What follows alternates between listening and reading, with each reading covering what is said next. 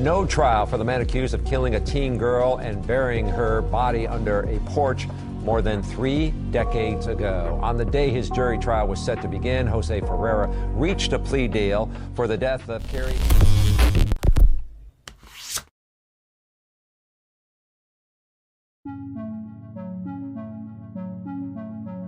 Carrie Ann Jopek adalah gadis remaja yang berasal dari Milwaukee, Wisconsin, Amerika Serikat. Ia tinggal bersama ibu kandung dan bapak angkatnya. Sepintas, Carrie memiliki kehidupan sehari-hari yang tidak berbeda dibandingkan remaja kebanyakan. Meskipun Carrie nampak sebagai gadis baik-baik, bukan berarti Carrie lantas tidak pernah tersandung masalah sama sekali. Oleh orang-orang sekitarnya, Carrie dikenal memiliki sifat keras kepala dan gemar membangkang. Sifatnya tersebut menyebabkan Carrie kerap bermasalah dengan sekolahnya. Pada tanggal 16 Maret tahun 1982, Carrie yang saat itu berusia 13 tahun dijatuhi hukuman skorsing oleh sekolahnya. Hukuman tersebut terpaksa diberikan karena Carrie berani membolos pelajaran dan menentang gurunya. Carrie yang dijatuhi hukuman kemudian bergegas pergi meninggalkan sekolahnya lebih dini. Mereka yang ada di sekolah tidak tahu kalau momen tersebut bakal menjadi hari terakhir Carrie menginjakkan kakinya di sekolah. Carrie yang masih dipenuhi perasaan dongkol lantas memutuskan untuk tidak langsung pulang. Ia mampir terlebih dahulu di rumah temannya yang kebetulan terletak di antara rumah Carrie dan sekolah. Pasalnya teman Carrie sedang menyelenggarakan pesta di rumahnya. Sementara itu di rumah Carrie, kedua orang tuanya merasa bingung kenapa Carrie tidak kunjung tiba di rumah. Awalnya mereka menduga kalau Carrie hanya sedang keluyuran mengingat anak mereka tersebut memang memiliki sifat sulit diatur. Keesokan paginya, Carrie ternyata belum kunjung tiba di rumahnya. Merasa khawatir akan nasib anaknya, ibunda Carrie kemudian pergi ke rumah teman Carrie yang baru menyelenggarakan pesta. Saat ditanya oleh ibu Carrie, teman Carrie tersebut menjawab kalau Carrie memang sempat mampir di rumahnya. Namun Carrie ternyata tidak menginap di rumah temannya tersebut. Teman Carrie memaparkan kalau Carrie pergi saat pesta masih berlangsung. Ibu Carrie kemudian mencoba menghubungi para tetangga yang mungkin melihat Carrie, namun lagi-lagi hasilnya nihil. Ibu Carrie yang kini merasa gelisah lantas pergi melaporkan hilangnya Carrie ke kantor polisi. Namun alih-alih bersedia membantu menemukan Carrie, polisi justru malah meminta ibu Carrie untuk bersabar.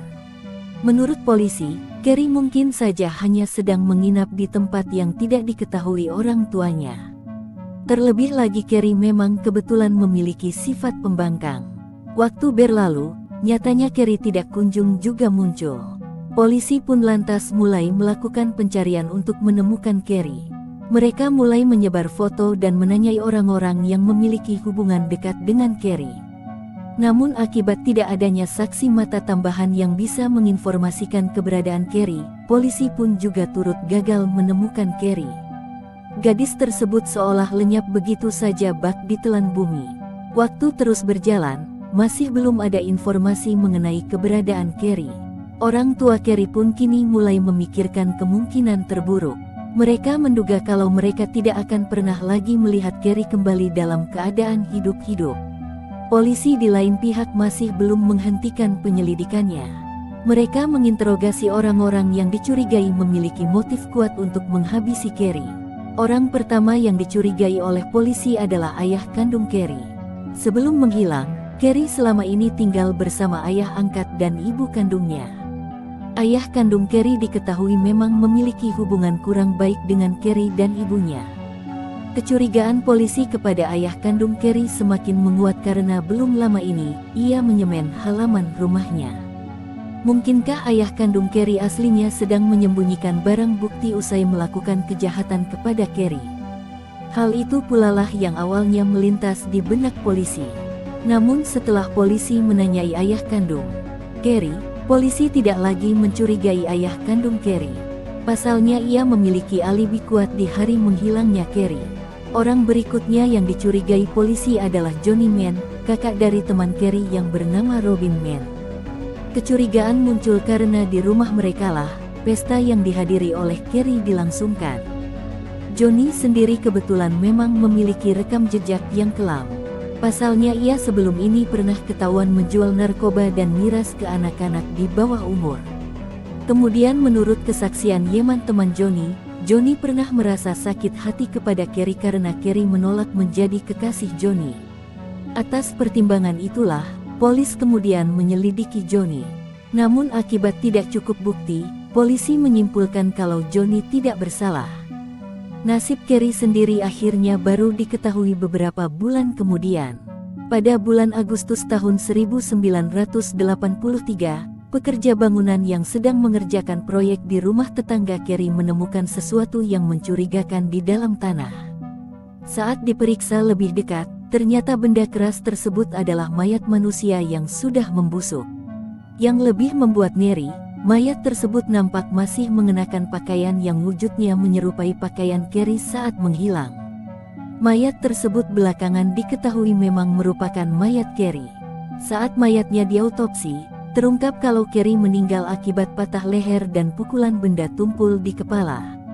Karena rumah tempat meninggalnya Kerry merupakan rumah milik keluarga Mann, polisi pun kemudian kembali menyelidiki Johnny Mann sebagai terduga pelaku pembunuhan. Namun polisi lagi-lagi batal menangkap Johnny karena tidak memiliki cukup bukti.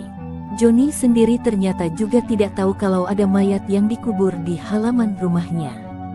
Beberapa waktu sesudah mayat Kerry menemukan, sesosok misterius nampak berdiri sambil menangis di lokasi penemuan mayat Kerry. Sosok tersebut ternyata adalah teman Kerry yang bernama Jose Ferreira. Polisi pun kemudian menginterogasi Jose untuk mencari tahu apakah dia aslinya merupakan orang yang bertanggung jawab atas tewasnya Kerry. Namun polisi kemudian melepas Jose dan menganggapnya tidak bersalah. Menurut polisi, Jose berada di lokasi penemuan mayat Kerry semata-mata karena dia ingin menangisi kepergian temannya tersebut. Kendati mayat Kerry dan penyebab kematiannya sudah diketahui, pelaku pembunuhan Kerry pada akhirnya tidak terungkap. Kasus tewasnya Kerry pun dinyatakan sebagai kasus pembunuhan yang tidak terpecahkan. Puluhan tahun berlalu, pelaku pembunuhan Kerry akhirnya diketahui melalui cara yang tidak diduga-duga oleh siapapun. Pada tahun 2015, seseorang yang mengaku sebagai pelaku asli pembunuhan Kerry menyerahkan diri ke polisi. Sosok tersebut ternyata adalah Jose Ferreira, teman Kerry yang sempat muncul di lokasi penemuan mayat Kerry. Jose mengaku terpaksa mengakui perbuatannya karena belakangan ini, ia mengaku kerap diteror oleh hantu arwah penasaran Kerry. Saking parahnya teror tersebut, Jose mengaku kerap terbangun pada tengah malam. Jose juga menjelaskan kenapa ia membunuh Kerry. Pada awalnya, ia dan Kerry menghadiri pesta yang sama di tahun 1982.